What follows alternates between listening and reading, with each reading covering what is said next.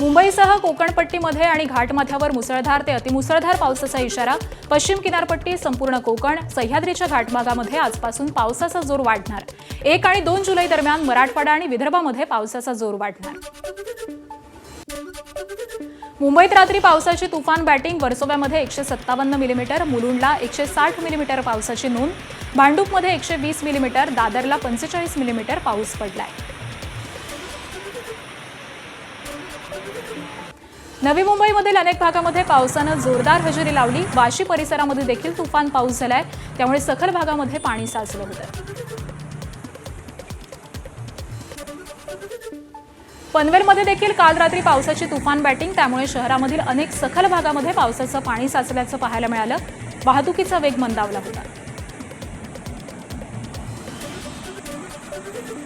ठाणे आणि कल्याण डोंबिवलीत काल रात्री उशिरा जोरदार पाऊस झाला. ठाण्यात अवघ्या 1 तासामध्ये 29 मिलीमीटर पावसाची नोंद झाली आहे, त्यामुळे शहरातील सखल भागात पाणी साचलं होतं. कल्याण डोंबिवलीमध्ये देखील पावसाच्या हलक्या सरी कोसळल्यानं वातावरणात गारवा निर्माण झाला.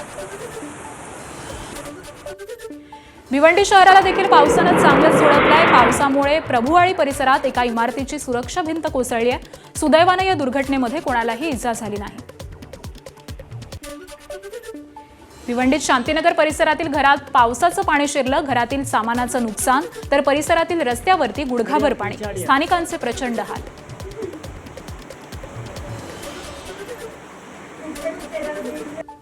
बीड तालुक्यातल्या पिंपळनेर परिसरात देखील दमदार पाऊस. तासभर झालेल्या पावसानं रिद्धी सिद्धी या दोन्ही नद्या दुथडी भरून वाहू लागल्या.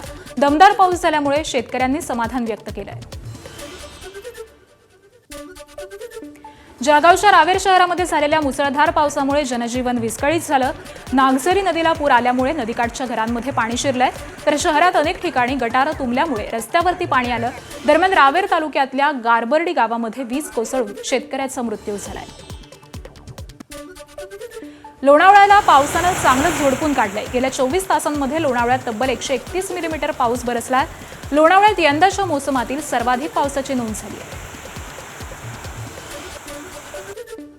चिपळूण शहरात देखील काल मुसळधार पावसाच्या सरी बरसल्या. शहरातील चिंचनाका, अनंत आईस फॅक्टरी परिसरामध्ये गटारं तुंबल्यामुळे पावसाचं पाणी रस्त्यावर आलं, त्यामुळे रस्त्यांना तळ्याचं स्वरूप आलं. या पावसामुळे नगर परिषदेच्या नाले सफाईची पोलखोल झाली आहे.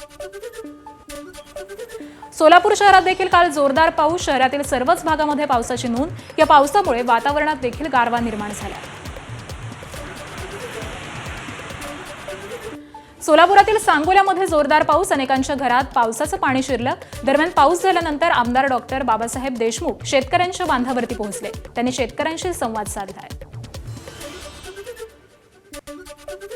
धुळे शहरासह जिल्ह्यामध्ये पावसाची दडी. यामुळे सर्वसामान्य नागरिकांसह शेतकऱ्यांची चिंता वाढली. लघु आणि मध्यम प्रकल्पातील जलसाठा आटला. धरणात केवळ 33% इतकाच जलसाठा शिल्लक. पाऊस न झाल्यानं पेरण्याही रखडल्यात.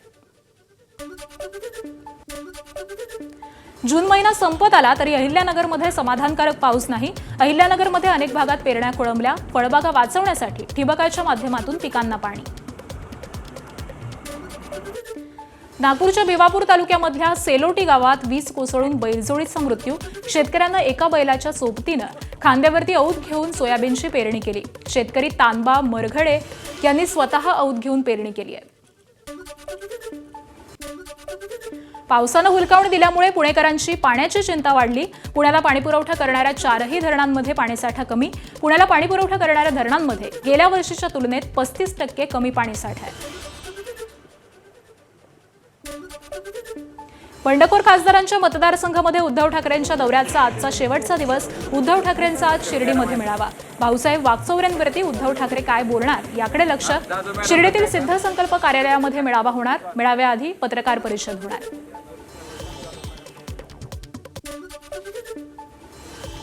ओमराजे निंबाळकर गद्दारीचा डाग कसा पुसणार. धाराशिवमधील सभेतून उद्धव ठाकरेंचा घणाघात. तर 5 खासदारांचं आधीच ठरलं होतं, मात्र ओमराजे अडून बसले आणि आपला भाव वाढवून घेतल्याचा ठाकरेंचा आरोप. मनसे अध्यक्ष राज ठाकरे आणि अमित ठाकरे आज नाशिक दौऱ्यावरती. नाशिकमधील पक्ष संघटना मजबूत करण्यासाठी राज ठाकरे नाशिक दौऱ्यावरती आहेत. दरम्यान राज ठाकरे त्र्यंबकेश्वर इथं निवृत्तीनाथ महाराज यांच्या पालखी सोहळ्यात सहभागी होणार. जिल्हा बँकेत महायुतीच्या पॅनलमध्ये ठाकरेंच्या शिवसेनेचे आमदार अंबादास दानवे सहभागी. त्यानंतर अंबादास दानवे महायुतीच्या नेत्यांसोबत व्यासपीठावरती. मवियाचं पॅनल असताना दानवे महायुतीसोबत गेल्यानं चर्चांना उधाण. छत्रपती संभाजीनगरमध्ये आमदार रोहित पवार आज अन्नत्याग आंदोलन करणार. शेतकऱ्यांच्या कर्जमाफीसाठी काढण्यात आलेल्या GR-मध्ये अनेक त्रुटी असल्याचा रोहित पवारांचा आरोप. काँग्रेस प्रदेश अध्यक्ष हर्षवर्धन सपकाळ सहभागी होणार.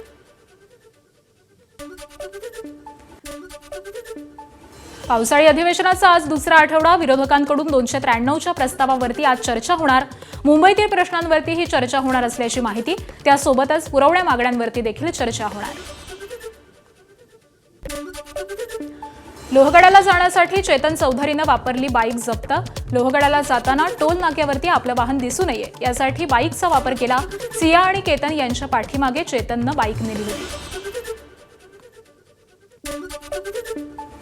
बीडच्या केज तालुक्यातील टाकळी ग्रामस्थांकडून रात्री कॅन्डल मार्च. मयत विलास फुले यांच्या घरापासून ते हत्या झालेल्या घटनास्थळापर्यंत मोर्चा. कॅन्डल मोर्चामध्ये फुले कुटुंब आणि ग्रामस्थांचा सहभाग. पंढरपूरच्या विठ्ठल रुक्मिणी मूर्तीवरील लेपनाच्या प्रक्रियेला न्यायालयाची स्थगिती.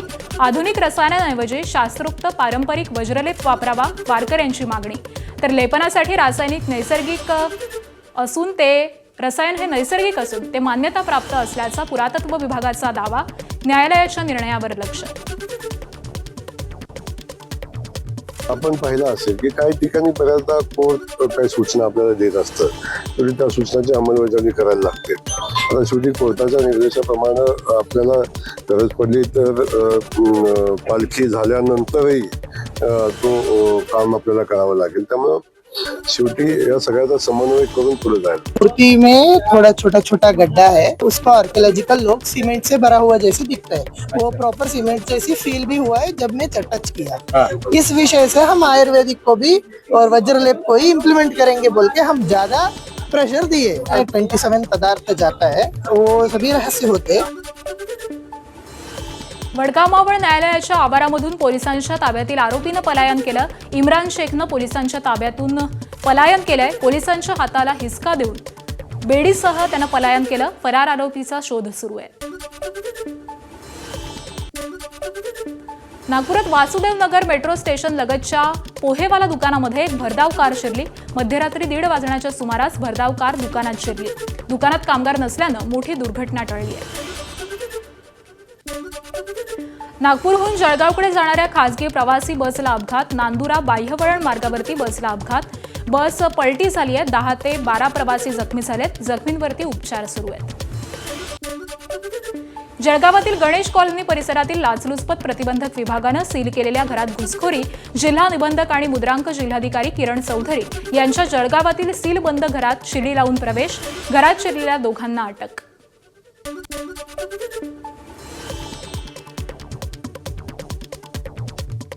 चंद्रपूरमध्ये निघाला ओबीसींचा संयुक्त महामोर्चा. जनगणनेमध्ये ओबीसी कॉलमचा समावेश करण्याची मागणी.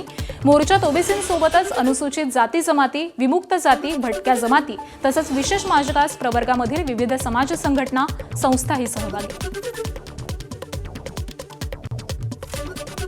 ओबीसीची मुख्य मागणी हीच आहे की अनेक दिवसापासून या देशामध्ये असलेल्या 60% ओबीसींची जातनिहाय जनगणना व्हावी याकरता देशातील सर्व राज्यातनं एक मागणी पुढे येत आहे. 10 वर्षापासून घराची गणना करण्यात आली. ते ओबीसीचाही कॉलम नाही आणि जातीचाही कॉलम नाही. अशाच प्रकारे आता पुढच्या टप्प्याची जातगणना होणार आहे.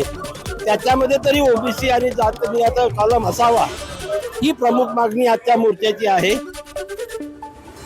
मुख्यमंत्री फडणवीसांकडून दिल्ली मुंबई द्रुतगती मार्गाच्या कामाची पाहणी. 1400 किलोमीटर लांबीचा 8 पदरी ग्रीनफील्ड ॲक्सेस कंट्रोल द्रुतगती मार्ग. मार्गामुळे 5 राज्य महाराष्ट्राला जोडणार. मुंबई महापालिकेला मिळणार नवीन भव्य सभागृह. 350 आसन क्षमतेसह ऐतिहासिक लूक मिळणार. महापालिका मुख्यालयासमोरील जिमखान्याच्या जागेवरती भव्य सभागृह उभारलं जाणार. अयोध्येतील दान चोरी प्रकरणातील 8 आरोपींच्या घरी छापेमारी. ज्वेलरी आणि जमिनीच्या कागदपत्रांची तपासणी. आरोपीच्या घरातून महत्त्वाचे कागदपत्र जप्त. मोबाईलमधील महत्त्वाचा डाटाही डिलीट केल्याची माहिती. अयोध्येतील राम मंदिरातील दान चोरी प्रकरणातील 8 आरोपींना आज कोर्टात हजर करणार. न्यायालयीन कोठडी संपल्यानंतर आज त्यांना कोर्टात हजर करणार. पोलिसांनी दान चोरी प्रकरणी वेगवान चौकशी सुरू केली आहे. अयोध्या दान चोरी प्रकरणी आज सुप्रीम कोर्टात याचिका दाखल होणार. दान चोरी प्रकरणी सीबीआयच्या नेतृत्वाखालील एसआयटी स्थापन करून चौकशीची मागणी करणार. निश्चित वेळेत चौकशी पूर्ण करून आरोपींना शिक्षा करण्याची याचिकेतून मागणी. पाकव्याप्त काश्मीरमध्ये गेल्या 21 दिवसांपासून आंदोलनं. पाकिस्तानी सरकार आणि लष्कराविरोधात रस्त्यावरती उतरून निदर्शनं. रावळकोटमध्ये 50,000 आंदोलक जमले. पाकव्याप्त काश्मीरच्या स्वातंत्र्याच्या घोषणा दिल्या.